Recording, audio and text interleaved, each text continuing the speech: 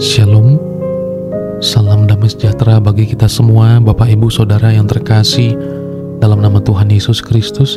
Selamat pagi, saya berharap semua kita dalam keadaan yang baik dan sehat semua.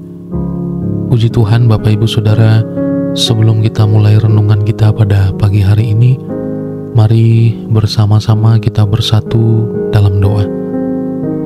Bapa dalam sorga, kami memuji kebesaran-Mu, sebab Engkau adalah Allah yang baik bagi setiap kami.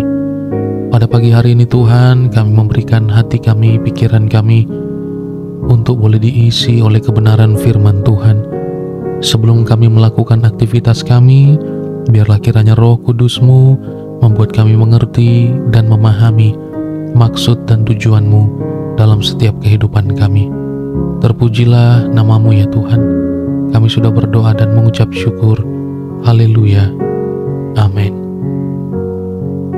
Bapak Ibu Saudara yang terkasih dalam nama Tuhan Yesus Kristus, kita akan membaca satu bagian firman Tuhan yang terdapat di dalam 1 Korintus 10 ayatnya yang ke-12. Demikian firman Tuhan. Sebab itu, siapa yang menyangka bahwa ia teguh berdiri, hati-hatilah supaya ia jangan jatuh. Siapa menyangka bahwa Raja Daud bisa jatuh sedemikian rupa dan sedemikian dalamnya? Selain perzinahan, ia juga terlibat dalam pembunuhan secara licik kepada Uria, atau pembunuhan berencana, dan berselingkuh dengan suaminya Batsheba yang diselingkuhinya. Untuk menutupi dosanya, Daud bertindak penuh kemunafikan. Daud menikahi Batsheba seolah dia adalah pahlawan. Ia seolah rela menanggung hidup Batsheba dan anak yang dikandungnya.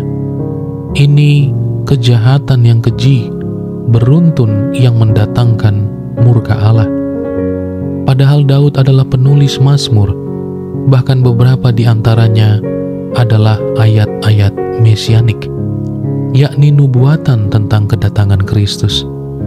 Ayat mesianik ini bertaburan di dalam kitab Mazmur, serta dikutip di Perjanjian Baru sebagai penggenapan nubuatan.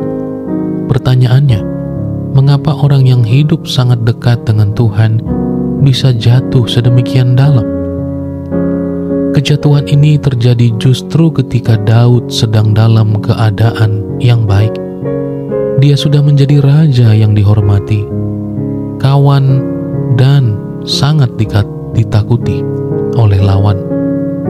Dia sudah menjadi raja yang dihormati dan ditakuti oleh lawan. Sulit dipercaya rasanya bahwa hamba Tuhan seperti Daud yang begitu diberkati bisa membelakangi Tuhan untuk sesaat dalam kehidupannya.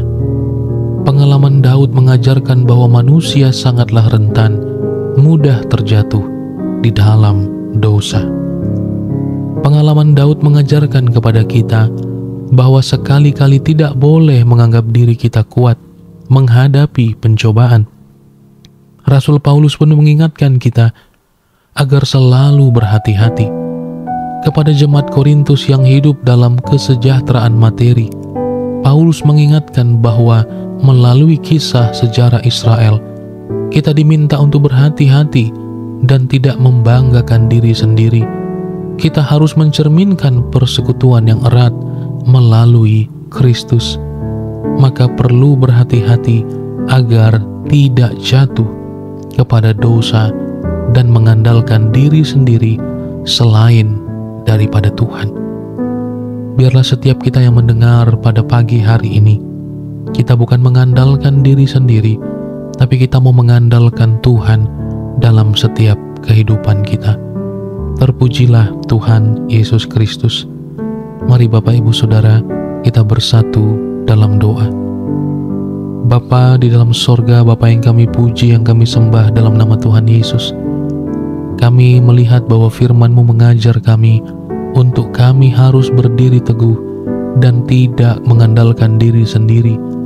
Dan biarlah sungguh kami yang berdiri teguh, bukan berdiri atas dasar pengetahuan, dan diri kami sendiri, tetapi kami mau mendasari itu semua oleh karena firman-Mu yang mengajar kami dan membuat kami tidak jatuh dalam berbagai macam dosa.